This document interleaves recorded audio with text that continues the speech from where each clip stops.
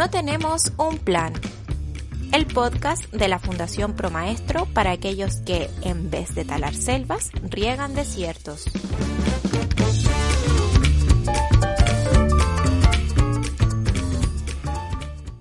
Bienvenidas, bienvenidos.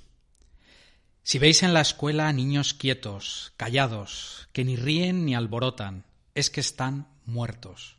Enterradlos. Transformad esas antiguas aulas, suprimid el estrado y la cátedra del maestro.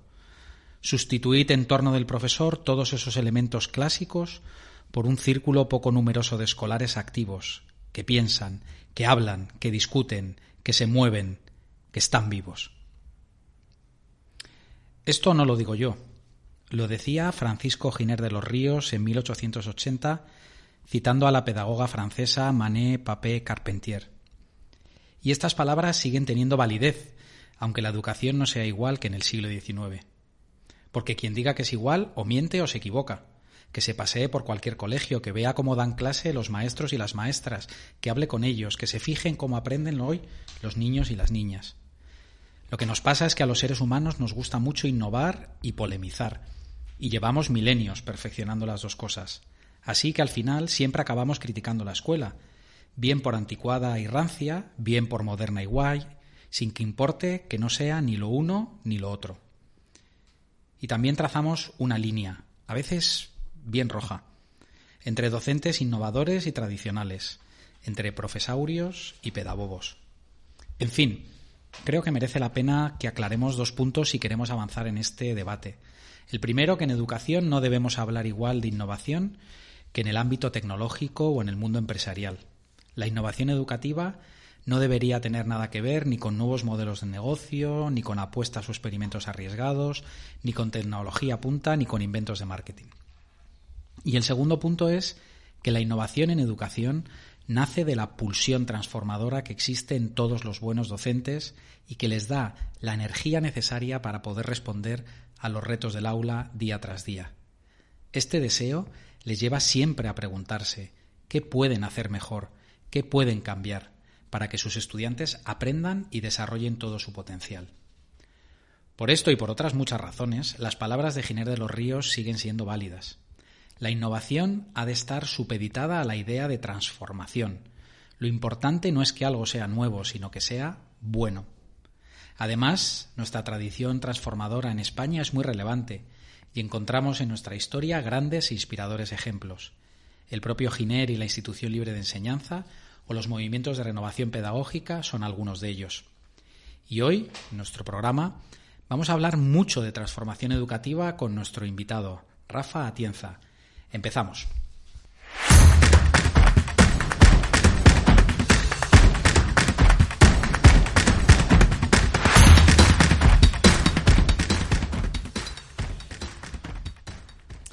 Rafa Atienza lleva 25 años dedicado en cuerpo y alma a transformar el sistema educativo y actualmente es inspector de educación, pero como le gusta decir, ha sido cocinero antes que fraile y su experiencia previa como maestro de primaria y como director es lo que más ha marcado su trayectoria profesional. No ha perdido el entusiasmo y la prueba de ello es EduLab Teams, el proyecto que lidera y que ha movilizado a centenares de docentes en la Comunidad Valenciana. Además de su entusiasmo, que contagia allá por donde va, su principal virtud es la empatía. Quizá algún mal pensado que nos está escuchando se sorprenda y se pregunte ¿cómo? ¿Un inspector con empatía? ¿Eso no es más raro que un perro verde? Pues no, no lo es, al menos en el caso de Rafa. Bienvenido, Rafa. Hola, muy buenas tardes. Bueno, Rafa, yo no sé cuando tú eras pequeño si jugabas a ser inspector. Yo por lo menos cuando jugaba a ser profesor no me imaginaba siendo inspector. ¿Cómo has llegado tú a ser inspector?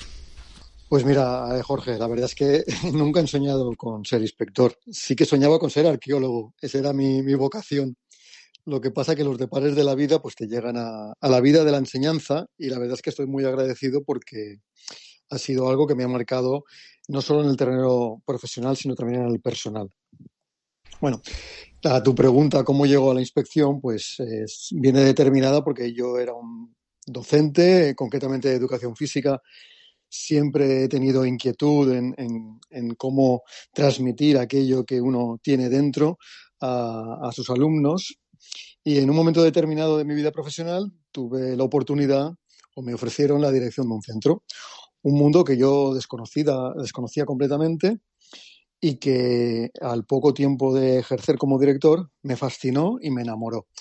De ahí, viendo la influencia y el impacto que tuvo todo el tema del cambio en mi centro educativo, pues me planteé el por qué no generar una idea más romántica, ir más allá de lo que podía ser un impacto de centro y el poder transformar pues toda una zona, toda una serie de centros que estuvieran bajo tu responsabilidad. Y el paso adecuado era la inspección educativa, la inspección como agente transformador, la inspección como agente de supervisión y la inspección como líder de líderes. Y ahí estamos actualmente. Muy bien, pues esta misma idea romántica que te animó a ser inspector también inspira la creación y la puesta en marcha de EduLab Teams, ¿no? Tú pasas, como nos dices, de querer transformar un centro a querer transformar todos los centros de una zona y después a querer transformar muchos más centros a lo largo y ancho de toda una comunidad autónoma como es la valenciana. Cuéntanos un poco más sobre EduLab Teams, en qué consiste, a quién va dirigido, cómo os organizáis. Muy bien, pues efectivamente vamos a hacer un exponencial respecto a la idea romántica. Y bueno, cuando yo inicio mis labores en la inspección, mis funciones, pues iniciamos un poco el trabajo con los directores de los centros y con el profesorado y vemos la necesidad o las ganas de realizar esa transformación en todos los ámbitos. El problema es que muchas veces se paralizaban porque decían que no sabían cómo iniciar el proceso, ni mucho menos cómo continuarlo para que tuviera éxito. Bueno, yo al final lo que hago es trasladar la idea que llevamos a cabo en mi centro y que tuvo éxito, trasladarla a un ámbito superior que es no solo para uno, sino para muchos. Generamos reuniones de forma mensual, les acompaño, les guío. Y de ahí surge algo muy bonito, y es que tanto el profesorado como las direcciones empiezan a ver resultados muy positivos en la práctica de día a día de los alumnos. Y eso hace que se motiven. Hay una motivación muy importante y da resultados, la verdad es que sorprendentes. Estos resultados empiezan a extenderse a otros ámbitos, a otros centros, a otras localidades que no eran de nuestro dominio y empiezan a contactar con nosotros porque querían implementar este método, vamos a llamarlo así, en otros centros. Y de ahí surge la idea de, oye, si nosotros cuando hemos llamado a otras puertas para visitar centros ya que habían transformado, nos han abierto, nos han ayudado a hacer realidad este sueño, ahora que nos llaman a nosotros nos vemos con la obligación de dar respuesta a ello, ¿no? Y de ahí surge EduLab Teams. EduLab Teams no es más que una asociación sin ánimo de lucro, un voluntariado educativo en el que está formado por docentes, está formado por directores de centros e incluso por compañeros y compañeras de la inspección que trabajamos desde un punto de vista horizontal. No trabajamos con cargos, trabajamos únicamente con personas involucradas, con una visión clara de que esa transformación educativa es necesaria y que con ello ayudaremos a mejorar el sistema y, aquello más importante, a mejorar o dar respuesta a las necesidades de nuestros alumnos. Y esto es EduLab Teams. EduLab Teams ahora mismo pues tiene diferentes fases de implementación. Hemos agotado la primera. Han habido 27 ámbitos de trabajo que han estado investigando y generando documentos modelo para que los centros puedan aplicarlos. Y ahora estamos en diseño de la fase 2, que no es otra la de guiar, acompañar a la instauración de estos modelos, pero desde un punto de vista práctico. Así que, bueno, el sueño sigue su camino, no está siendo fácil, sobre todo porque no tenemos capacidad económica al ser una asociación sin ánimo de lucro. Vamos de donaciones que nos van haciendo pues diferentes entidades privadas y, bueno, pues la verdad es que por ahora todo un éxito y toda una motivación extra para tanta gente que está involucrada en el proyecto. Que además creo que casi llegáis al millar, ¿no? de personas interesadas, ¿no? Y trabajando alrededor de EduLab Teams, ¿no? Quien quiera colaborar con EduLab Teams, tanto dentro como fuera de la Comunidad Valenciana, ¿dónde tiene que acudir? ¿Cómo contacta con vosotros? Pues la verdad es que cuando nosotros incorporamos la primera fase, no limitamos que fueran de la Comunidad Valenciana, pero sí que avisábamos un poco que nos íbamos a centrar con la norma que estaba establecida dentro de nuestra comunidad, porque no podíamos abarcar más allá de ella, ¿no? Porque la transformación debe ir también estar acompañada, ¿no? de esa esa normativa, no podemos hacer nada que no esté regulado en ese sentido, dentro que tenemos mucha también autonomía pedagógica, organizativa y de gestión, y eso lo aplicamos bastante, pero también debemos basarnos en aquello que sí que está regulado. Bueno, pues la verdad es que al principio hubieron más de 800 solicitudes de inicio, e incluso teníamos de otros países y de otras comunidades, pero la realidad es que poco a poco fue decayendo esa participación fuera de nuestro entorno comunitario, porque claro, hay un componente esencial y es el componente de la relación humana, porque se reunían online, pero también había una sesión presencial y eso imposibilitaba que otras comunidades vinieran, exceptuando alguna persona, algún compañero que está en el proyecto, que sé que venía incluso de Andalucía, venía de Córdoba cada vez que lo citábamos, porque su motivación era tal que decía que, vamos, que para él no era un viaje, era como una inspiración de aire cada vez que venía y podía estar con nosotros a nivel presencial. Así que, bueno, si hay gente interesada en el proyecto, lo primero que tendría que hacer es visitar nuestra web, www.edulabteams.com. Una vez que visitan la web, un poco ver qué es el proyecto, en qué consiste, y enviar un correo electrónico a edulabteams@edulabteams.com, y ahí ya nos pondremos en contacto y veremos cómo podemos encajar sus posibilidades de actuación con el proyecto. Rafa, yo escuchándote y conociéndote también, has ido diciendo de manera muy sencilla y casi sin darle importancia que el inspector es alguien que supervisa, que guía, ¿no? Y que eso también lo habéis llevado al proyecto de Edulab Teams, ¿no? Y escuchándote me sugería que entiendes la figura del inspector como alguien que tiene un importante rol de cuidado, ¿no? El que cuida, supervisa, el que cuida también guía, ¿no? ¿Cómo entiendes tú el cuidado en tu profesión y en tu desempeño como inspector? Bueno, efectivamente, yo creo que la figura del inspector tiene muchas funciones que están determinadas por la ley orgánica, pero debemos ser líder de líderes, ¿no? Debemos generar que el sistema mejore. Y el sistema mejora si mejoramos a nuestros directores y a nuestros docentes. La labor que yo veo de cuidar a los centros es facilitarles su trabajo, ya sea desde el punto de vista pedagógico, desde el punto de vista organizativo y de gestión, y así ellos verán que todas las decisiones que vamos tomando en el proyecto al final tienen una repercusión inmediata en el día a día para facilitar su trabajo y al mismo tiempo en el día a día que mejora el alumnado. En cuanto a la dirección del centro, pues ya no solo es facilitar su trabajo, sino también es cuidarles desde el punto de vista de protegerles de cualquier circunstancia que se pueda dar añadida, dado que el entramado legislativo actual es tan amplio y donde hay tanto que acudir, que si nos anticipamos a sus problemas que pueden ocasionarles generando una buena organización y una buena gestión de centro, al final bajaremos el grado de intensidad que puedan tener con las familias o con el propio profesorado, y entonces lo que haremos es centrar el foco en una mejora directa del centro, que creo que a todo el mundo lo que le gusta es hacer bien su trabajo, y en eso partimos, ¿no? Lo que pasa es que a veces necesitamos ayuda para hacer bien nuestro trabajo, y esa es la labor del inspector también: ayudar, guiar, acompañar, supervisar. ¿Por qué no? Porque todo lo que se hace hay que supervisarlo para detectar que se está haciendo bien y hacer propuestas de mejora para que los centros vayan cada vez siendo centros que aporten actuaciones que mejore el sistema. Cuando hablas de las funciones o del papel del inspector, tal y como tú lo entiendes, se me viene a la memoria la imagen de una película de Pulp Fiction, ¿no? El señor Lobo, que soluciona problemas, situaciones potenciales de mucho riesgo, como por medio de la prevención, de la anticipación que tú has hablado, ¿no? ¿Qué es lo más habitual que te encuentras en los centros, ¿no? ¿En qué crees que tienes que ayudarles más como inspector? Bueno, lo primero que detecto, y esto es algo que vamos, igual viene un poco muy interiorizado mío, pero lo detecto fácilmente, es el generar un proyecto educativo que esté consensuado por parte de toda la comunidad.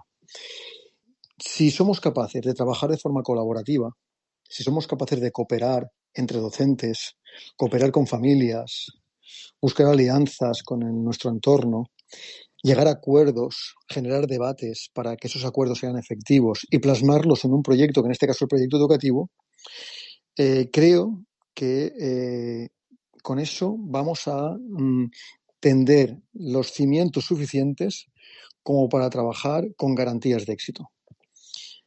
Ese es, yo creo que el déficit mayor que yo me encuentro. Y creo que es donde pongo más esfuerzo en generar ese trabajo colaborativo por parte de toda la comunidad educativa. Por último, Rafa, me gustaría preguntarte qué opinas sobre las evaluaciones del sistema educativo. Muchos docentes miramos a veces con hastío, con recelo, en el mejor de los casos, los resultados PISA. Pero nos gustaría conocer tu opinión, porque sospecho, ¿no?, que escuchándote, para ti PISA sí que tiene utilidad. Vamos, yo creo que cualquier organización de cualquier ámbito, en este caso el educativo, necesita de evaluadores externos y evaluaciones internas. No soy partidario de los rankings, pero sí de los datos objetivos, que nos ayuden a reflexionar, que nos ayuden a tomar decisiones concretas, que a su vez seguro que mejoran nuestro contexto individual.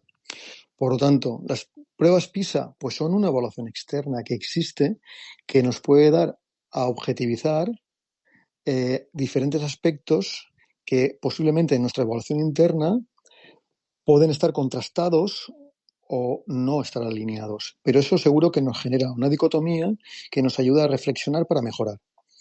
EduLab Teams, justo en este campo, potencia mucho no solo la planificación de una transformación educativa a través de un proyecto, no solo esa ejecución necesaria para que sea efectiva, sino también la evaluación. Promueve mucho la evaluación interna de los centros para que todo aquello que se ponga en marcha podamos validar, cotejar que está siendo efectivo con aquello que nos habíamos planteado. Por lo tanto, si soy capaz de tener una evaluación interna realizada por el propio centro y soy capaz de cotejarla con una evaluación externa que me dan de unos agentes externos que genera la administración, creo que tenemos el cóctel perfecto para que todos los datos que recojo pueda hacer mejorar nuestro centro educativo.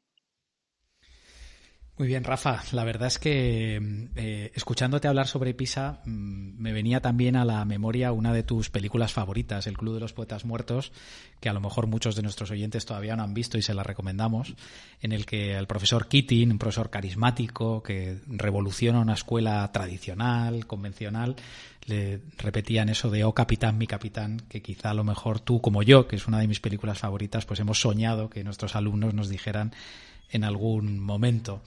¿Qué diría PISA del profesor Keating? Pues PISA lo que diría es que trabajara de una forma competencial y efectivamente el profesor Keating lo hacía. Hacía sentir a sus alumnos, sacar lo mejor de ellos y que correlacionaran aquello que estaban aprendiendo en la utilización de su vida diaria y de su práctica habitual. Por lo tanto, Keating era un adelantado de las competencias. Y es que al final el sentir de los centros no es otro que formar personas y hacerles competentes para su día a día en su entorno más efectivo. Yo soy un romántico en muchos sentidos, también de la educación, y "oh capitán, mi capitán" siempre me ha llegado al corazón. Qué bien, Rafa. Bueno, nuestro querido amigo Rafa, que soñaba con ser arqueólogo, fue profe y ahora es un inspector que cuida el sistema educativo. Rafa, hasta pronto y gracias por haber sido hoy nuestro plan. Muchas gracias a todos vosotros por visibilizar EduLab Teams. Las funciones del inspector creo que son fundamentales. Quiero recalcar una cosa. Cuando he dicho que la inspección es necesaria para mejorar el sistema, por delante de la inspección lo tengo clarísimo. Las direcciones escolares son realmente el punto clave de esta mejora. Así que nosotros, qué menos que les acompañemos, les guiemos y les ayudemos. Gracias a la Fundación ProMaestro por estar aquí, por ayudarnos a visibilizar, por mejorar también este ámbito educativo. Y bueno, un abrazo a vosotros por todo lo que hacéis. Un abrazo, Rafa. Gracias.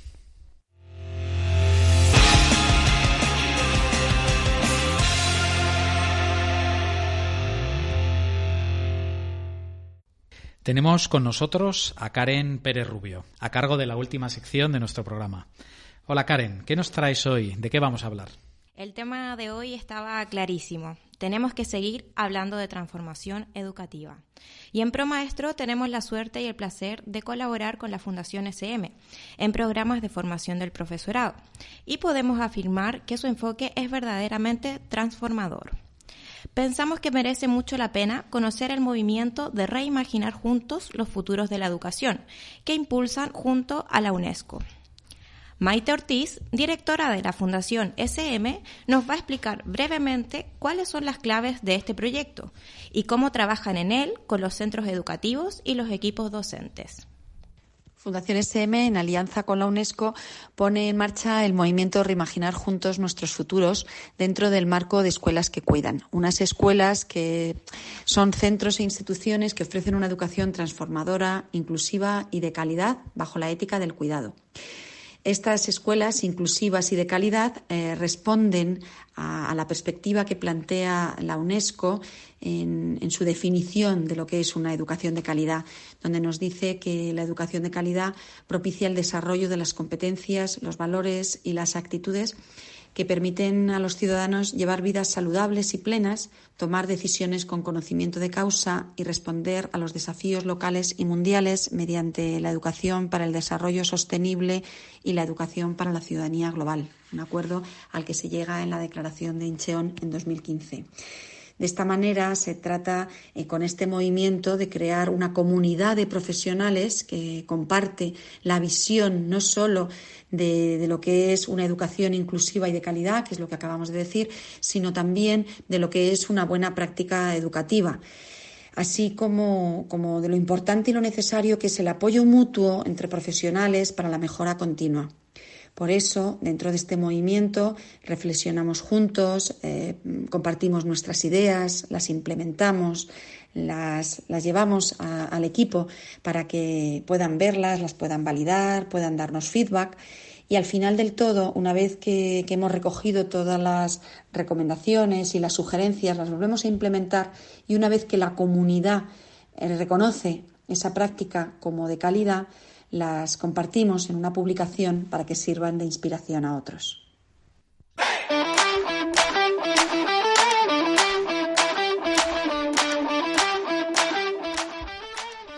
Muchas gracias, Maite, y muchas gracias a todo el equipo de la Fundación SM. Servir de inspiración a otros. Esto es también lo que buscamos en No Tenemos un Plan, con historias como las de Rafa, como las de Alfredo e Isabel en los programas anteriores.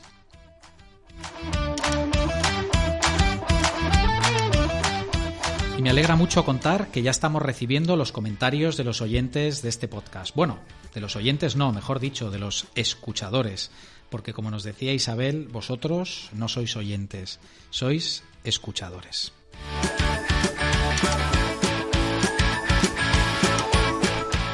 Habéis escuchado y nos habéis inscrito a info@promaestro.org y habéis compartido con nosotros vuestras historias.